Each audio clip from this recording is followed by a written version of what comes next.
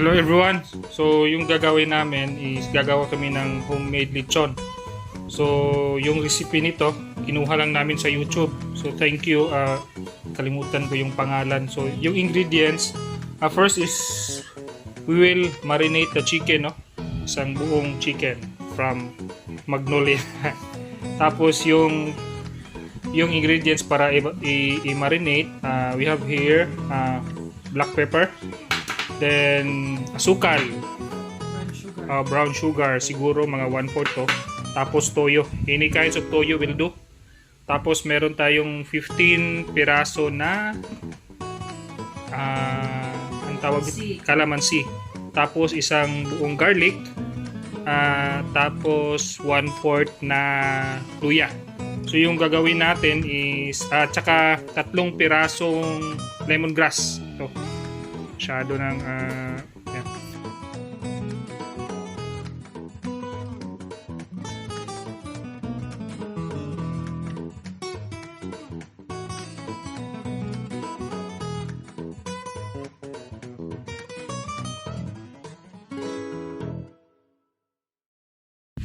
Okay guys, natapos na yung pag-prepare natin sa mga ingredients. Yun yung luya at saka garlic. We already also have the lemongrass, we have the soy sauce, brown sugar, and black pepper. So yung gagawin lang natin, i-mix lang natin lahat. So first, lagay muna natin yung toyo. Yan. Then sugar. Tapos yung luya at saka garlic.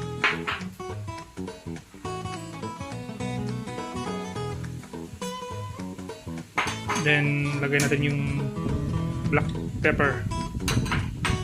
Then yung last, yung calamansi.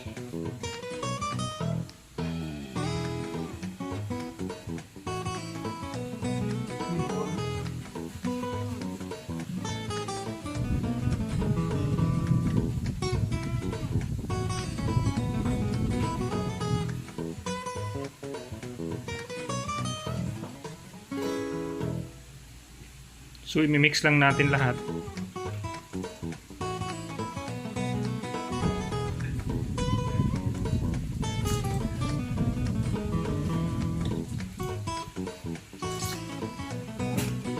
Tapos kulang pa. Yung calamansi, hatiin nyo sa hatiin nyo ng kalahati. Bloopers! I'll take that out. Yun yung cook natin ngayon, no? Yun, no? Yun, yan.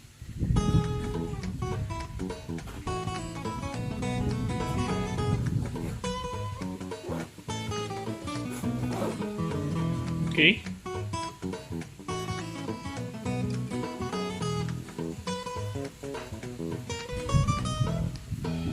Tapos yung manok.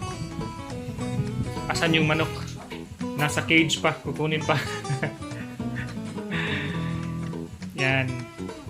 Yung manok. So yung gagawin natin, ibubuhos lang natin yung ito. Yan.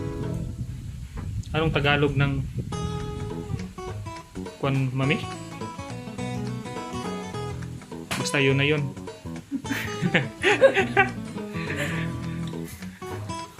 Nahihirapan tayo sa kalisod.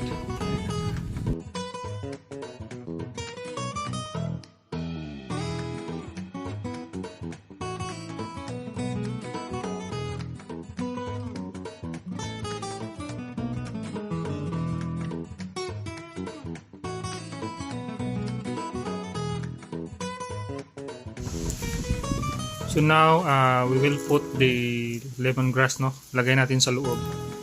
And let's ensure na lahat, yung buong lemongrass, mapasok natin sa loob ng chicken. So, we need to place it properly. So, lagay natin sa loob. So, kailangan walang nakalabas. Bloopers na, mami. Oy! Taas kayo na di. Again. Okay. Take 2 guys. Kasi hindi napasok yung kanina. Try natin kung papasok na ba ngayon. Yan. Very good. Oh, napasok na siya ng buong buo. Then, next is we will put some of the ingredients inside the chicken. Lagyan mo ng konting tsaka yung sauce. Para hindi lang doon sa labas yung na-marinate, pati din doon sa loob. Mahihirapan tayo sa kalisod nito mag-Tagalog. Okay. Yan.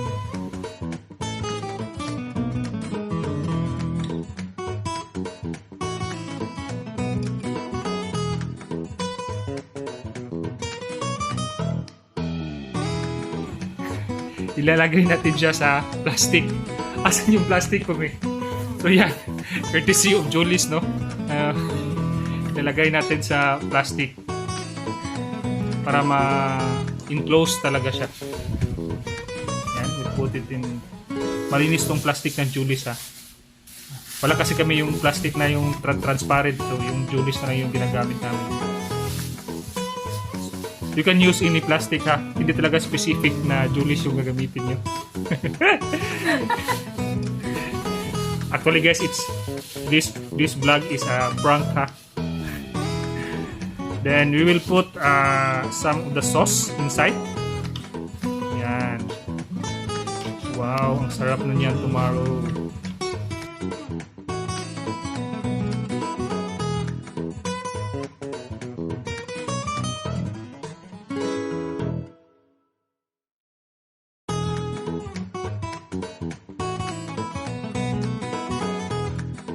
Lagay natin siya sa other plastic courtesy of Gaisano Grand Mall.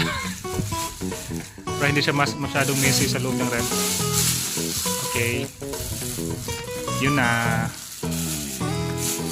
Then we'll put it inside our refrigerator doon sa freezer. Chiller. Pasensya na guys, nagkatuwaan lang talaga kami ng misis ko. Tapos ilalagay na niya. Ayan, i-open mo. Doon sa freezer. Chiller lang. Hindi ko na i-video yung ref namin, ha, kasi walang laman.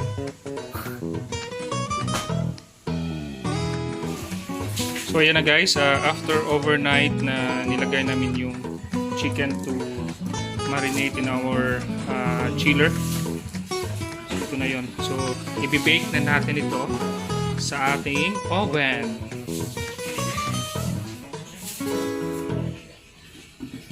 Okay.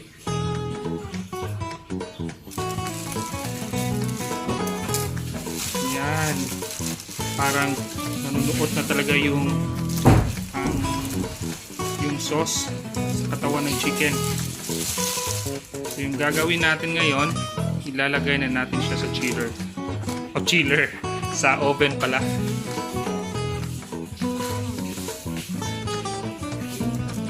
Okay.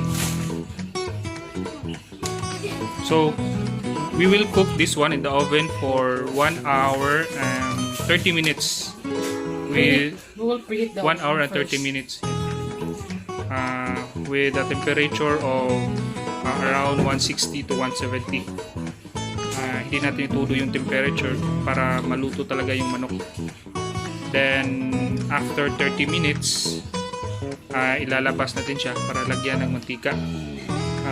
Just to ensure na yung buong parts talaga maluluto.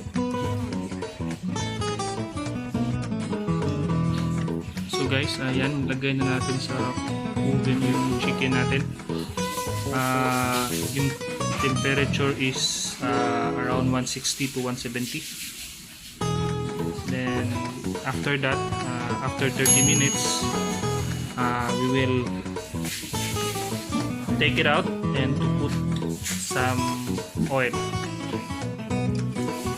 Guys, after 30 minutes, ilalabas muna natin yung manok para lagyan natin ng oil, to ensure lang talaga na yung whole part ng chicken.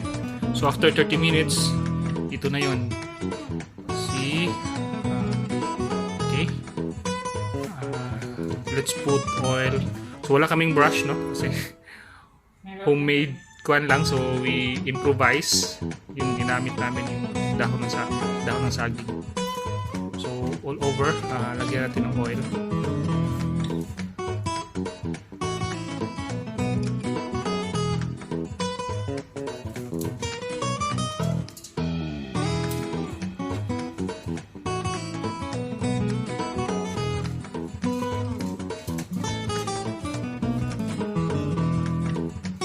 Yung back mami.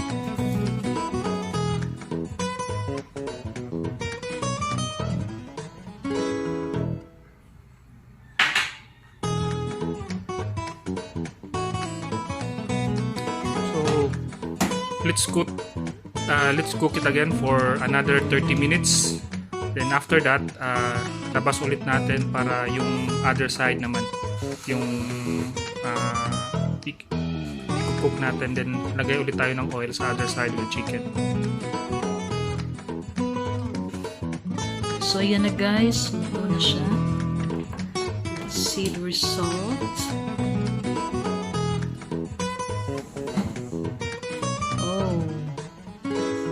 Hopefully this will be delicious.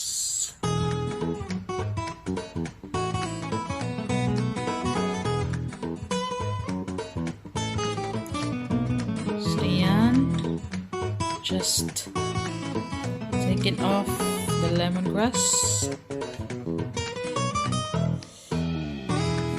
It looks good. Hopefully it will also taste good.